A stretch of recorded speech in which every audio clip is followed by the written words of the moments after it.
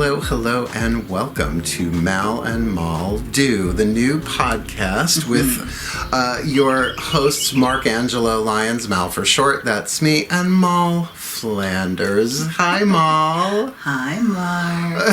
So our format is, the title is MAL and MOLL Do, ... and every episode we're going to fill in that blank artwork by your daughter, MEOWMEOWDOLLFACE. Thank you, MEOWMEOWDOLLFACE, and thank you, Janet Grace, for the intro, outro music that you gave me years ago, but everybody's getting credit. Anybody who puts into this thing is getting credit where credit is due. And thank you for joining us today. Yes, thank you so much for joining us, our first one.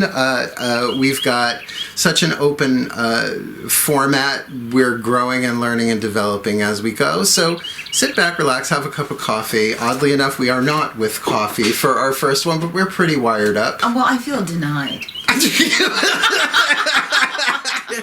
Well, I could throw a pot on, but, you know, next time, because I'm pretty wired this morning. I had to pick up my past life son from Safe Light Auto Glass. Who I just met. Who you just met for the first time. He is adorable. So how's those college payments going? Not at all. Thankfully, that's the best thing about reincarnational children returning. Usually they're adults at that point. So much easier. Didn't have to put him through college. He does have a master's degree in chemistry, my past life son. Really? Yeah, so he's upstairs right now, and on the second floor. He can be wherever he wants to be. I thought he was brilliant when I met him. Well, because he is, and because you have true vision. And that's why I'm here. So mote it be, right? So I think you might get the tone of what this podcast is going to be about, dear listener. As we are going to go through so many different topics, we've already discussed segments that we're going to record individually, then I'm going to edit it all together. So we're literally doing this in my home in Holbrook, Long Island, in my living room. We've got a camera. Actually doing this with my HD camera. We're going to strip the video portion out so that we have the HD audio. So it's going to be fun to get this out right before the full moon in Halloween. We're going to get it done and have it out right after that. And as people are lining up and voting early, so much interesting energy out there. We couldn't have a more foreboding, foreshadowing Samhain tide. Now, technically, Samhain, the astrological cross quarter, 15 degrees Scorpio, I looked it up, is on the 7th of November. So that's the actual astrological date. But people associate it with October 30th for Halloween and All Hallows and, you know, is it All Saints Day, the first one? It's All Souls Day, All Souls Day. I always got those confused. Do you know, I was married the first time on Halloween 35 years ago. Can you believe that? Well, that's traumatic. It was. When I was a minister, and I still minister to people, but I'm not affiliated with any organization or church right now. I used to get asked all the time, "Oh, will you handfest us? Will you marry us?" I'd be like, "Glad. What dates are you looking at? Halloween? No." No, instant no. First of all, we used to have Halloween parties at the Silver Broom at the time in Sayville, so I was always busy the night. But also, I've been asked to dress up like Friar Tuck to do a Renaissance wedding. I'm like, honey, it's Donna Karan and Calvin Klein, or not at all. Not at all. I'm not a cosplay witch. Even for Halloween. Oh, well, Halloween I do, you know. One year I was a reincarnated flapper. That was fun. It was a lot of fun. Glued down my eyebrows. Well, the funny thing was that my Christian Scientist in-laws insisted that I get married as soon as possible. So that was the earliest date. What is that, a Christian Scientist shotgun wedding? Basically. That sounds like a great name for a horror flick. A Christian Scientist shotgun wedding. Jinx! You owe me a beer. Oh, shit. I'm going to steal this. No, this is ours. We're trademarking this fucker. And there's no way this is going to stay monetized on YouTube. I'll put it up elsewhere. I'm going to, I'll put it up on iTunes. It'll take me a while to get it out everywhere. I have a millennial to help, but there's no fucking way this is staying monetized. So fine, that's okay. I'm okay with that. And that's the thing about so it was your idea to do this.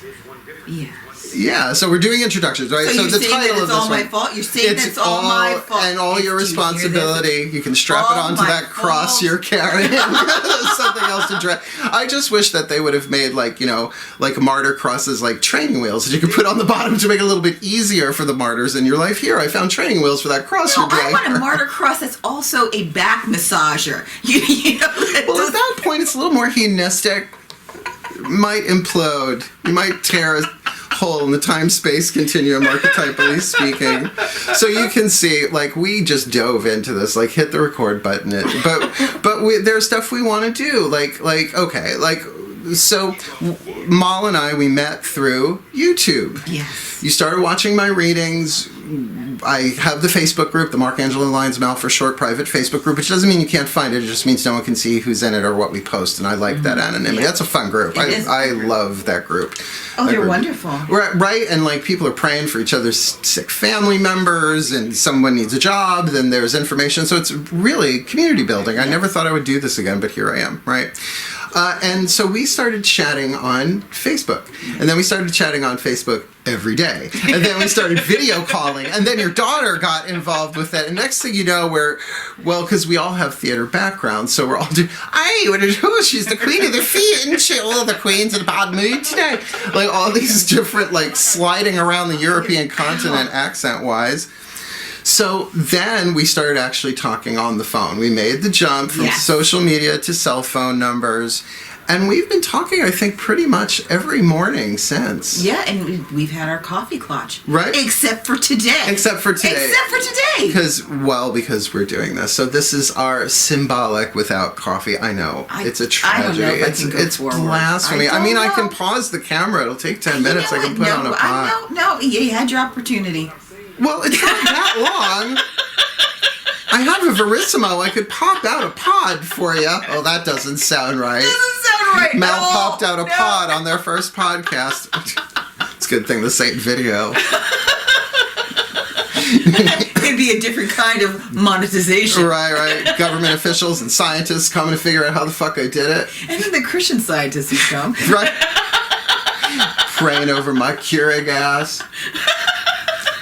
Oh, please, people, buckle in. So anyway, you kept saying, we should record this. So let's do a podcast. So this is our morning coffee clutch, if you want to know. Basically. Which is going to go in 8 billion different directions. In a way, I can say I'm taking inspiration from two of my favorite drag queens on this, which is, of course, Trixie Mattel and Ekaterina Petrova Zamolodchikova, right? Trixie and Katya, their web series on World of Wonder is just, it keeps me going. It gives me life. It really does. It's like the Dark Night of the Soul. I watch one of those, I laugh my ass off. And now they're doing The Bald and the Beautiful. It's all audio, a thumbnail throughout. And I was like, you know what? Let's do this. It's time. I've done vlogs before, but this is a different animal altogether. And I like collabs. It's not that I'm tired of talking to cameras, but I record all day long on my phone, on the HD camera. It's like, this is so much more organic. And the thing is, you are so dedicated to a quality product. Fuck yeah. You're not doing the magic hands and just... I have nothing. We're going to be bringing on readers to the YouTube channel. And one of the people I trained her, a brilliant reader. We don't know what name she's going to go by yet, whether she's going to go magical name or a 3D name. But I said to her, you want to do magic floating hands? You do magic floating hands. It's not my style. I mean, I have gorgeous hands. You do. Not to mention the jewelry that I have. That was just every shot. Every time a card hits the table, it's a new ring on the finger. Yes, that's very true. Very Karl Lagerfeld, 1990-something. It's like the Tin Man effect. He had so many rings on his fingers. I rocked that for a while. Really good for scratching glass, though. I mean, I was like Catwoman with that jewelry. But that's another podcast. So here we are, we're sitting here, and we've been talking about different segments because Mal and I have a great deal in common. We are both readers for a long time. You could say we have decades-long careers. I started studying at 12. My first professional readings were as a 17, 18-year-old. You know what we've never mentioned is when were you aware of your first spiritual experience? Well, it's a cross between, when was Watergate? 72. So I was born 68, 69, 70, 71, 72, so around 4 or 5 years old. Me too. With the dawning of me coming into contact with Samantha Stevens and Dora Serena, Uncle Arthur. Bewitched was a big deal. Plus my original coven really was Carol and Paula with a pink squirrel and an annoying bird and the Chuckle In the Patch. magical garden of make-believe. This is the garden of make-believe, a magical garden of make-believe, where flowers chuckle and birds play tricks and the magic tree. I know all the fucking words. That was my first chant. Like a rooster? Cock-a-doodle-doo. Cock-a-doodle-don't. There are no locks on this story box, honey. That's not true. I can keep confidence. I took vows of confidentiality. You know, the vows you take when you become high priest, high priestess, whatever, stay forever. Like, you can leave the organization. Those are with the gods. So, yes, there are no locks on my fun story box. Yes. But on my other story box, no. I'm a top. That's the hidden dark. Get impeccably clean. You know, I brought dark chocolate croissants from Tate's. Oh. Yeah. From Tate's. From Tate's. That's like cheesecake from Junior's. Now, by the way, I'm allowed to use that voice. I was raised by a Jewish stepfather. Like, I've got like Italians and Jews just like throughout the whole side of my mother's family. So I grew up in New York. See, that's the wonderful entitlement that you can't be canceled because it's you. Right. It's like I am such a Euro mutt. I mean, I'm 1/4 Sicilian. Lord. 1/4 Sicilian. The and rest. Which quarter, top or bottom? Well, thank God it's between the hips and the knees. Just, genetic crapshoot. Shake the dice, steal the rice. But the rest are, the calmer races like the Irish, the Black Irish, the German, the Scottish, the Dutch, and Canadian French from my my maternal mother. French too. And we both have Grandma Margie's. I. Yes, and we have evil nanas. Absolutely. My father's mother, we called Nana. She was evil Sagittarian. And my mother's mother, evil, and she was Sagittarian. I was born a day before her birthday. Oh my God, are we twin flames? Oh God, I fucking hope not. Twin flames. Oh, the new definition. No. We're soulmates. We are mirroring each other. Oh my gosh. And we are beloved Grandma Margie. Oh yeah. I mean, my grandma read tarot cards. I found that out after she crossed. Like, no wonder she encouraged me to do it, but I never saw a pack in her hand. My grandmother read the witch cards. Remember those? Yeah, I have a pack. Cards. The Gypsy Witch cards. But she was a table tipper. She was a spiritualist table tipper. She'd get the Ouija board out. She would make that thing fly. She had our card table that my mother got with H&S green stamps. Was she a teetotaler? She was a teetotaler. Was she a teetotal and table tipper? I have a problem. Toronto. I have a problem with habitual alliteration. Assonance, not so much. Oh my God. Did it ever frighten you though? No. Did anything when you were young? When I was younger, sure. When I was a little kid. I mean, I'm clairvoyant empathic, so I have no idea. I used to have to pray myself to sleep tonight just to kind of push back. I mean, look, my parents divorced when I was 2 years old. All right. My father got custody. My mother married her divorce lawyer. That's why I call them Hera and Zeus. And they've been together ever since 1974. They got married. So they really are my mother and father in that sense, and I love them both. And I can't wait to see them. I'm driving up to Saratoga in a couple of weeks to see the new kitten. But because of that, there was a lot of psychic cacophony around me growing up as a child. My father took my brother Matthew. I have an older brother Matthew. I'm Matthew. He's Matthew. I'm Mark. But thank God they divorced because Luke and John would have been too much. Oh my God! And what if they were girls? That would have been child abuse. That's what that would have been.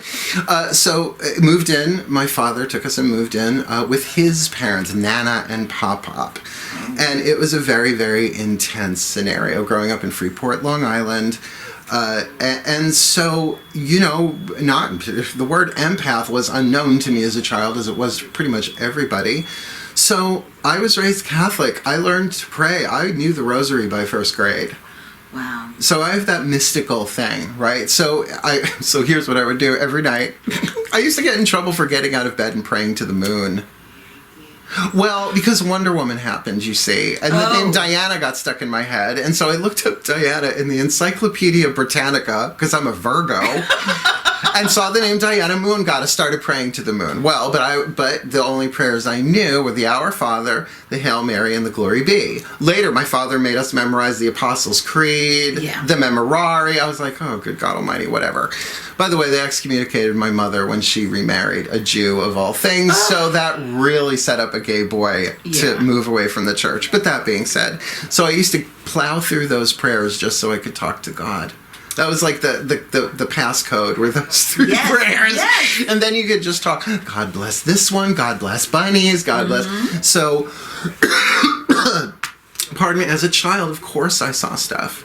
And I used to have vortexes of black holes open in the floor off the bed, and I would hang to the bed. I mean, I guess you would call those a night terror, but they were whatever they were. So prayer has always been in my life. There was, of course, a period where I didn't because I was rebelling in my teenager. That didn't last long. Yeah. So by the time tarot hit me, I started reading tarot as a result of a family trip with my mother, my stepfather, and my brother. I think my stepbrother and stepsister might have been along on that when we drove down to Key West in a family Winnebago. Oh my Lord! I mean, it's a little holiday road. I'm gonna say when those movies came out, when the vacation movies came out, they really resonated. Sorry, folks, park's closed. God bless John Candy.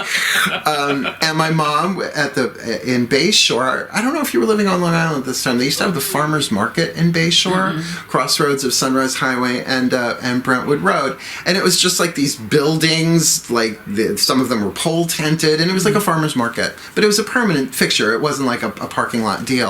And they had a comic book guy. So boxes and rows and rows and rows of stuff. So my mom said, here's $50, like little 11, 12, I guess I was 12 years old.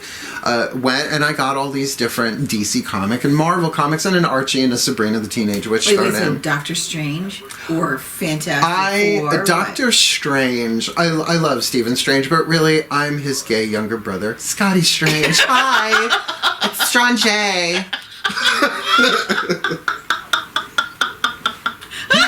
Oh God, I got a million of those. Anyway, I'm sorry, back to seriousness. So one of the comic books I got was a Justice League comic, and the villain was Felix Faust, the necromancer. Ooh. So of course I looked up necromancy. I go, I don't think that's for me. Like, whatever. But he used tarot cards to attack them, that the characters would jump off the tarot cards. So, like, the fool would try and hit them with the stick, right? The magician would spin the double-flamed candle at them. And, of course, the devil and death. What's the point of having the tarot without the devil card and the death card? So it's like, those are really cool. And, of course, it triggered something in my soul memory. So when we got to Fire Island, staying at the Pier House, which is just lovely. I don't think it's around anymore. But right on the water. And, you know, the little brochures in the side tables? Well, my brother and I shared a room, and I opened up the side table because, again, Virgo. I want to see what's going on in the room. Sure. And there was, you know, like the little guidebooky things and the ads there. And I opened up, there's a quarter-page ad, and there was a pentacle and a cup and a sword and a wand, and it said tarot. And I hounded my mother for a week to take me there. She wouldn't. She wouldn't until finally, well, my nickname they used to call me was Nudge. Oh, really? The youngest. I'm the youngest. They let me juggle knives, right? So I was the Nudge. So we walk to the place. She won't go in. She looks at the place. She won't go in. She sends me in again with cash. And I walk out of there with my first Rider-Waite tarot book. And Tarot Handbook for the Apprentice by Eileen Connolly. One of the hardest fucking reads. I hate. Well, you shouldn't say hate. That was very challenging, and I wound up giving it to my daughter because I gave up. I was 12. So this is the scene, like in the car driving back. Because by the way, we drove back. So every family member, I would read their cards. So I'm like, Mom, what does Tetragrammaton mean? She's like, it's a Jewish name of God. What are you reading? Nothing. Like, that happened. That totally. She doesn't remember it, but it happened. I remember that, right? So, So I was off and running thanks to the Justice League of America. Now, were they to ask me for membership, I would insist on being an auxiliary member of Justice League Dark.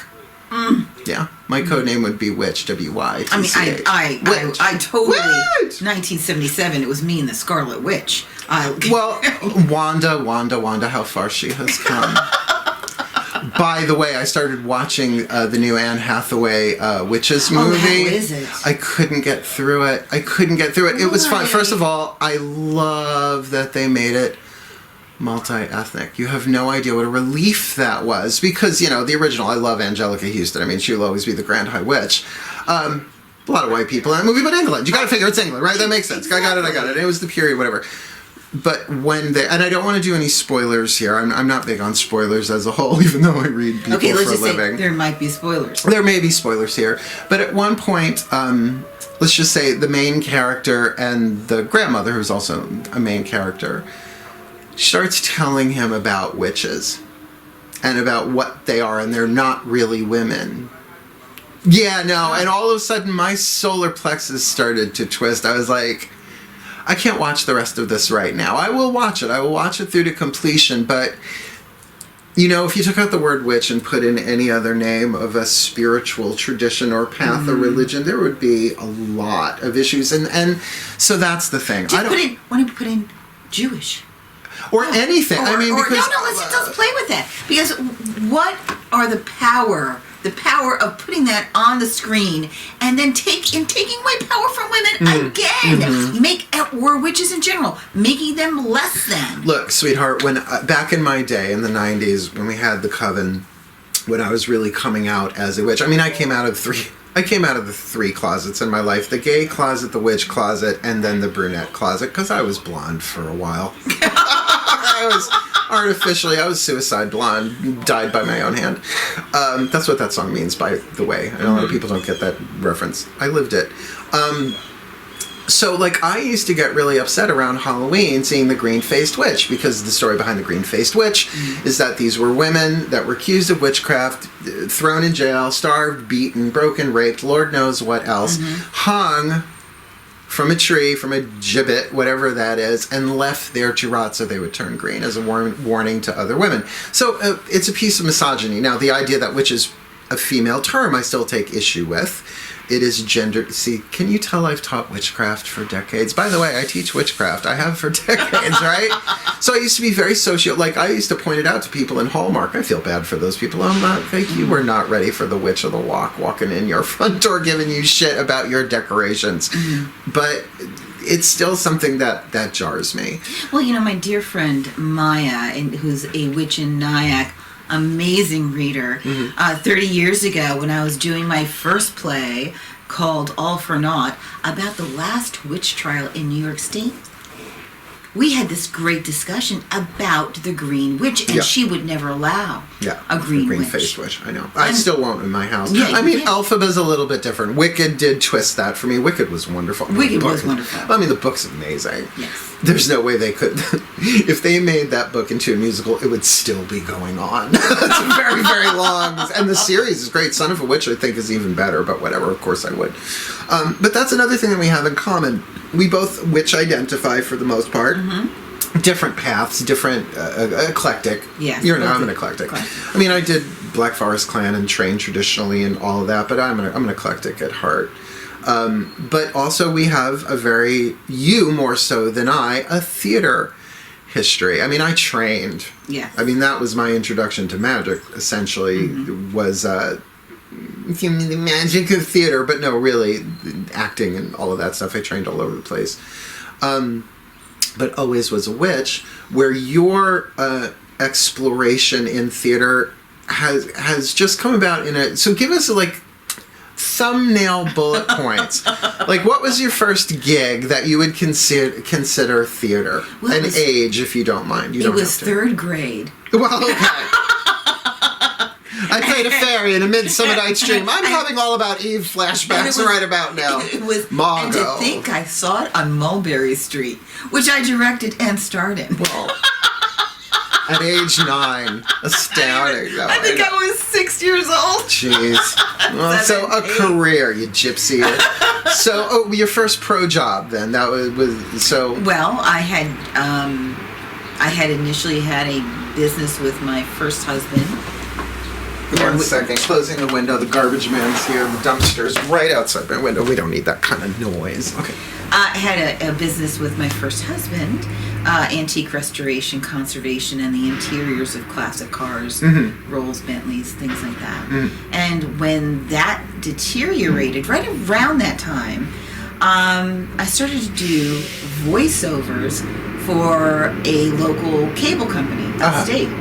And during that time, I was doing all this research, historical research, on the Victorian house I was restoring, and found this story of the last witch trial in New York State, where it's a little Dutch town up in Rockland County, Clarkstown, and this woman came here from Scotland with her husband. Her husband's a doctor, she's a healer. They have one son who has a club foot, and the husband dies by eating the wrong kind of mushroom. Whoopsie. And of course, she's Scottish. She is wearing her tartans. She's not wearing a cap. She is wearing her hair long and loose. And all of the women saw the threat there. Yeah. And the men wanted her property. Yeah. So they had this trumped up charge of that, Mrs. Clark, she can't bake pies ever since old Not Niff came walking by, sashaying in her tartans. And what is that? Pastry fashion attack? This is from the legal documents of the time. Honey, her yeast wouldn't raise. That was all that was going on. The big one was sour bitch. One of I need a cigarette. Keep going. I'm listening. Well, so the greatest accusation was that she was telling the children devil stories as she was taking out herbs and milking the plants, getting milk from the plants, and that was devil's work. Well, I mean, finding the mammary glands for starters is tricky. Gotta know where to look. But the funny thing is, I was doing all this research because there was a marker on Strawtown Road in West Nyack, New York, that talked about this is the last witch trial in the entire state, including Long Island, of a witch. Wow. But it didn't have her name. Yeah. And I thought, what an insult what this woman went through. Yeah. So I took 10 years of my life devoted to historical research and archives, and wrote this play, and I performed it for many, many years. And you do reenactments? Well, my husband now is a reenactor. I'm an actor. No, I get it. I'm sorry. Whoa, no shade meant. No shade thrown, no shade intended. I was just saying you're involved in that sort of thing because you're doing the historical research so that the costumes, and you've got a costume background. And you get costume theater. So you're both sides, stage lights and backstage. Everything. And just did a wonderful film called Red Coats and Petticoats about the 18th century Setauket spy ring. What? Yeah, oh my gosh, that's a whole other one. Obviously. We will have to talk about. We will dedicate something to the power of women and in spying in the 18th century. So, and being accused for witchcraft too. Yeah. They put on the prison ship, the Jersey prison ship, which anyone who went there was just dead man walking. Yeah. So, very, very interesting. But the idea of what theater can do for anybody in any form, it's transformational. And in many ways, I've often looked at the early church as theater. You come in feeling one way, you say some magic words, you have a little water, you have a little snack, you say some more magic words, and then everything's good, and go, and we'll see you next week. Well, I mean, now you've stumbled into my patron god's territory, Dionysus, sacred vine, dearest Lord, patron mine, god of theater. I mean, theater originally was a temple experience. I mean, when you think of all those priests and priestesses coming out and doing their ceremonies and rituals, the same ones at different times, you know what I mean? And the Greek chorus. Yes, it sets itself up for theater. So the sacred part of theater, I mean, I have had sacred moments. I saw Prom. My friend Mark Wenlin, twice Tony Award nominated set designer, because he gets mad if I don't say it, and he's a Scorpio, so, you know, we're going to leave that Brilliant there. I love artist. it. I love the man. Where was I going with that? He was on the Tony nominating panel. So he took me to a bunch of shows, and I shared the same air-breathing space with Daniel Radcliffe. I consider him a soulmate now. We've exchanged. I breathed Harry Potter, and I remember saying, and he's way more like sardonic and cynical than I am. We're the Mark Collective. Yes. And I said to him, I leaned over to him, I said, I think it's wonderful that Harry pretends to be a muggle so we still have access to him. And he just rolled his eyes. I was like, the magical child. But Prom was transcendental, and they made a movie. James Corden, Meryl Streep's in it. It's going to kick I mean, the musical is brilliant. Yes. But I have a musical theater background. But I have eschewed show business. This is as close to show business as I get. On his YouTube channel, I want to see some moves. I think honey, I'm trained jazz, ballet first, then jazz, then tap, then modern. I was a professional modern dancer and modern. The only way I haven't danced is on a pole, mine or someone else's. Just saying, never had to strip. Modeled for a while, did a little nude model, very tastefully done, darling, with fencing foils and masks. It was very, very interesting. Straight guys, too, and never got that, but whatever. And how old were you when you did that? I was 19 years old. I still have the slides. Oh, my Lord. There are button weenie shots that no one has seen. Wait until I'm dead. That's why I want to get married. I mean, just so that, what am I going to leave all this magical crap to my family? What are they going to do with it? I think you should go and make prints and have them 6 feet by 12 feet. Have a mural. Yeah. Oh, my Lord. It's a celebration. Yeah, well, Maplethorpe them. Great. With his eye roll. Malplethorpe. Oh, if you get me the fan, it would be Malplethorpe. I don't have a drag fan with me. Well, it doesn't really play on audio so much, does it? So you and I have very interesting and interestingly enough, intertwined backgrounds. Yes. So it's sort of very divine plan-esque that we're doing this, and we have a lot to share and we have a lot to talk about. So, like, for instance, in terms of reading styles, like, I want to do little segments called, like, I don't know, tarot time sounds a little tarot time, but you were talking, what was the title we came up? Oh, the urban. It was Urban Legends. Yes. Herban, Urban Legends. That's a fucking kick-ass. Well, for years, I've been a museum curator of education for a few institutions on the east end of Long Island, and I'm a herbalist.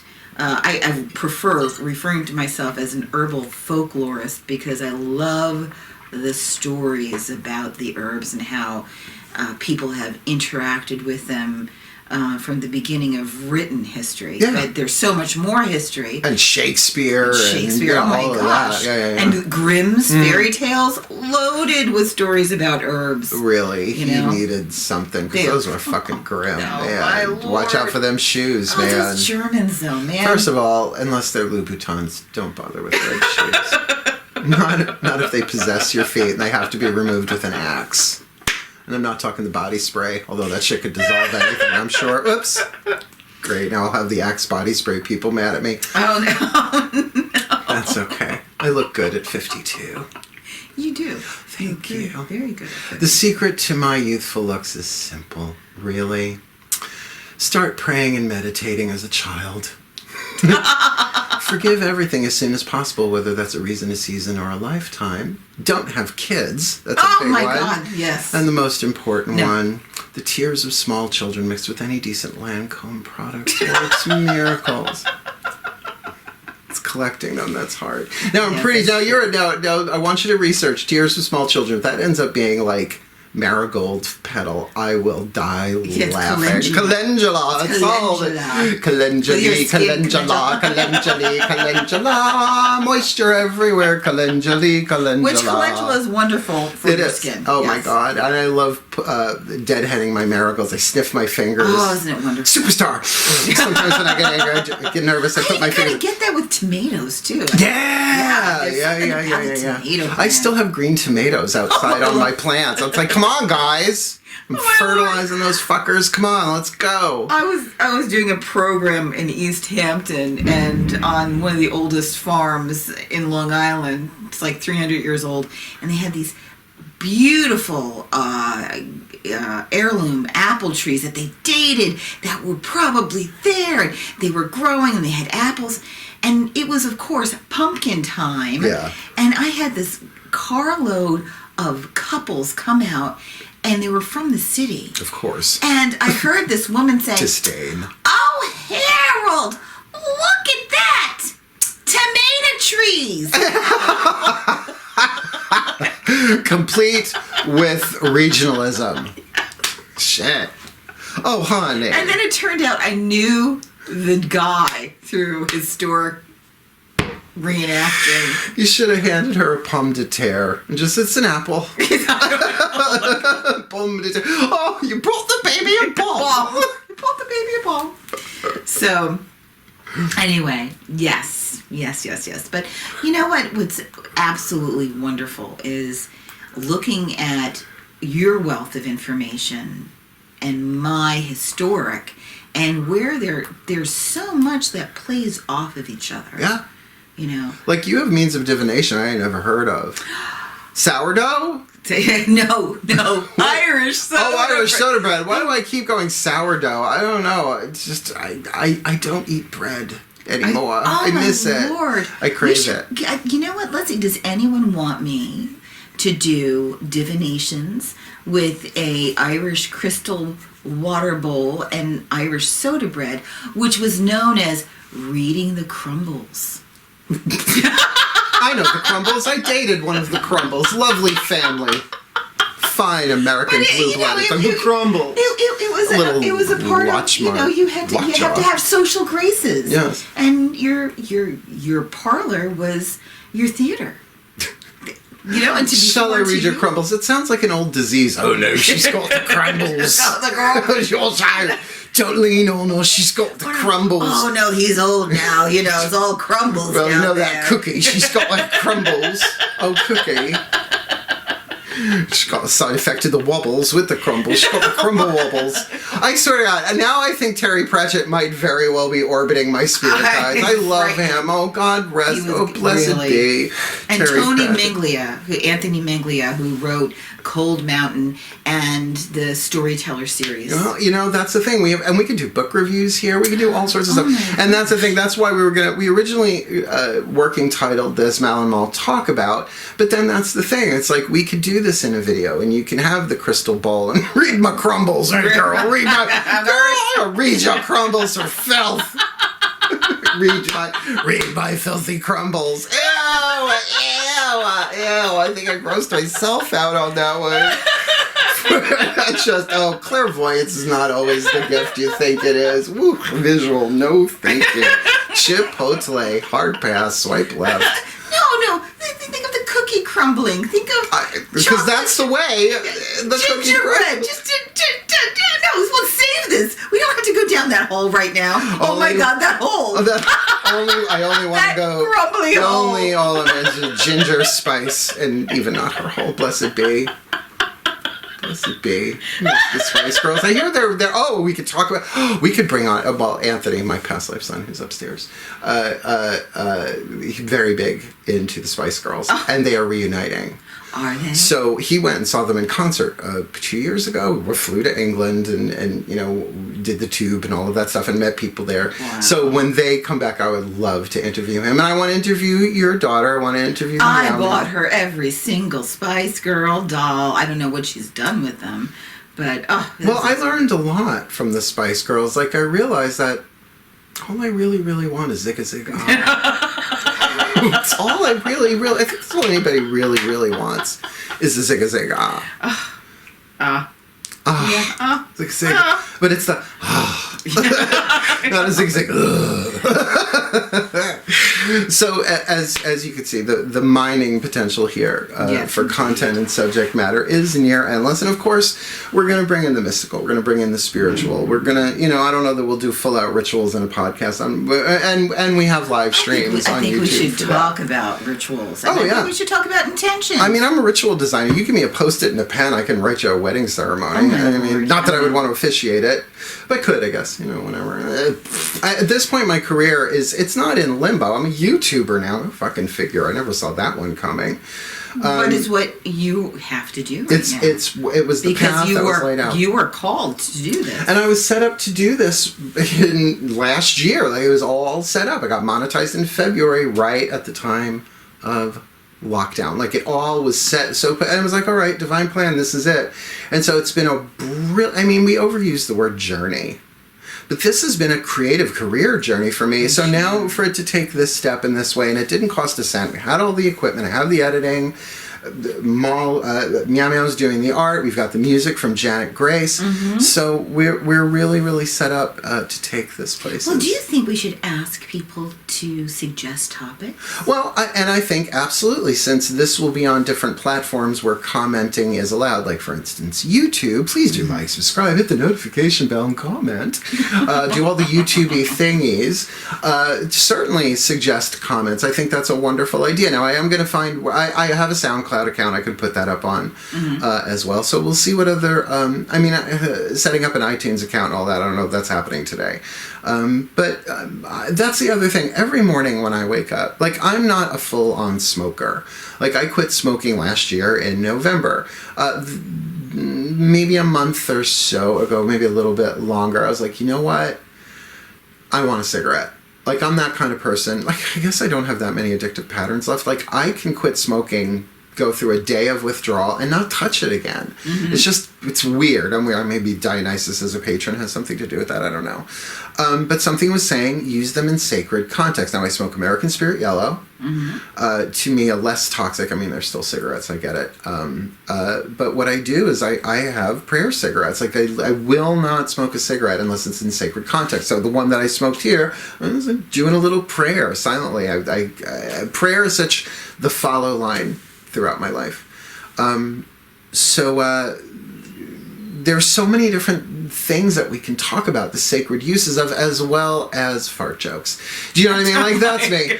It's like, I am so not interested in the spiritual ego making everything so fucking serious when so much is serious on the planet. And boy, could we talk about Armageddon. I mean, could we talk about the Great Awakening? This could go very socio-political at any moment, but there are certain guidelines that we are going to form as we go. Like, for instance, there are certain buzzwords you can't really say on YouTube without getting flagged, having to do with the current life situation. So, but like I said, monetization is going to be what it is. That's not my prime concern here. And it's not even a concern. My prime intention, as we discussed, is to really, like, inform and educate and have fun with this. Yeah, well, it's enlightening. Right, and even in the sense of, like, I hate to say gutter humor, but that's what I'm good at. Toilet humor, that's what I'm good at. That's my first language. I have three brothers. Yeah, right? I mean, I'm a twin. I have a twin brother. I've been surrounded by blank and fart jokes my entire life, even in utero. Well, I've got fart jokes out the ass. Please don't let me go there. Bette Midler. I'm very heavily influenced by the early work of Bette Midler. Bette Midler saved my life. Now, it's not like I was drowning and she dove in to rescue me. I mean, at a distance, from a distance. The earth looks blue and green, and holy fuck, what are we going through? But do you remember when that song came out? Oh, absolutely. Well, okay. So let's go back. Let's go back in time. Whoa!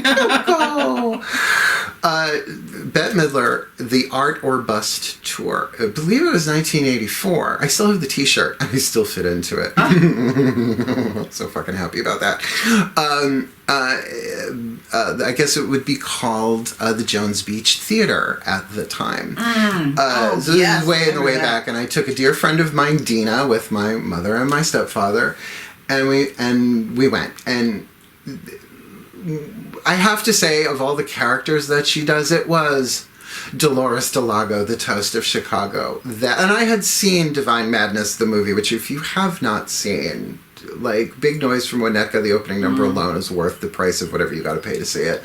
But there was something about her. It was visceral. It was like a message, like an encodement was sent. A mermaid tail in a wheelchair doing choreography with poi balls, and it was amazing. And the message that came across, and I'll boil this down, if she can get away with doing that, I can do this. Whatever it is I'm meant to be. And that time I was heavily embroiled in musical theater as a teen on Long Island. Went to the Bosse's Cultural Arts Center in Syosset and the USDAN Center for the Performing Arts in the summer. Like, I really, my life was theater. In other words, I didn't do so well in algebra. Not my subject. Oh, not mine. Don't mix fucking letters and numbers unless it's a password. Don't do that to me. Ow, it gives me brain cramp. Anyway, that's like the right, what is it? The left side of the brain is intellect, right? So that's algebra, and the right side of the brain is intuition. So that's bunny. I've never been able to get the synchronicity of algebunny, right? I've never been able to merge those two. I'm working on it. But all of this together has really, really brought me to a place where people have really inspired me. And I have this weird thing. I am not a star fucker. Like, I don't need to ride anybody's coattails. I got my own. Thank you. I don't mind bringing people along with me on my journey. That's fine. But if I ever met, like, this is like people say, if you ever met, like, who are the people you would want to be on a desert island? That's a different story. But I always thought if I was in an elevator and it was just me and Bette Midler, like, I like, you know, like, to put yourself in that situation. And I want Bruce Valanche. Oh my God, the two of them. Well, my God, there's a coffee clatch. He wrote so much of her material. He's a genius. He's a genius. And those T-shirts. My son met him. Oh, blessed be. There's a picture of Bruce saying hello to me through my son. So all I would want to say to her is just thank you. She saved my life. I mean, psychologically, to have that kind of, because there was nobody in my life who was doing it on that level, being so outrageous and so raunchy and so body down. She doesn't do that anymore. I get it. Yeah. I mean, last time I saw her live, she was, oh my God, I was married to my first husband. Saw her on Broadway, Radio City Music Hall, I think. Boy, she had just had her daughter Sophie, maybe the year before. So yeah, I want to talk about my influence. I've met Joan Jett, which rhymes. Can you step away from the couplets, Mark? I can't. The couplets. My mistress with the monster is in love. That was my monologue that got me into the Boston Kids. My mistress with the monster is in love. Oh, I showed you my mistress with the monster is in love. I got pants. Anyway, oh my God. Well, you know, I'm fawn all over you. Yeah, I'm not a bottom though. Oh, please. Nice tits, Tanya. I swear. Theater history. So I'm over it all.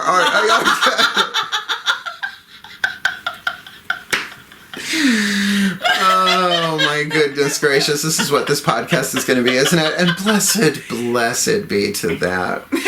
So I don't have coffee. No, but can you imagine? I think that's probably a godsend. Because I make really fucking strong coffee. Oh my God. But I have thoroughly enjoyed this. And whether we do this once a week, once a month, whatever, we're going to do it when we do it. We'll figure out a schedule later on. Sounds good. And I thank you so much for driving out, literally sitting in my living room. I can travel to you. We can take this setup anywhere and do it wherever we want to do. But I also want to thank anybody who tuned in today for our first MAL and MOLL Do introductions. That's the title of this one, introductions, setting forth some intentions. So please, if you like it, please do like it. If you want to share it, feel free to. If you want to subscribe to whatever platform this is on, or subscribe to the podcast, however that works, please do so. We are both in, and that's the other thing you and I have in common, we're in new stages of our lives and new stages of our careers, and 2020 is certainly an initiatory point for a lot of people that way. So I feel very, very blessed, very, very lucky, and thank you for this gift. Thank you for this gift of this opportunity to do it. And who knows what the next topic will be. Keep in mind, we're also going to be recording our own segments separately to put in breaks. So we have no break in this one, but we will have them in future. Is there anything else you'd like to say before we sign off, Thank darling? you for joining us, and we look forward to your comments, your questions, and your suggestions. Absolutely. There's a lot of potential here. I can feel it. So, wishing you all the very best and the very blessed of your day, your week, your month, your year, your life. Say it with me twice to be doubly blessed. Hail, farewell, and blessed be. Ciao bella. Mwah.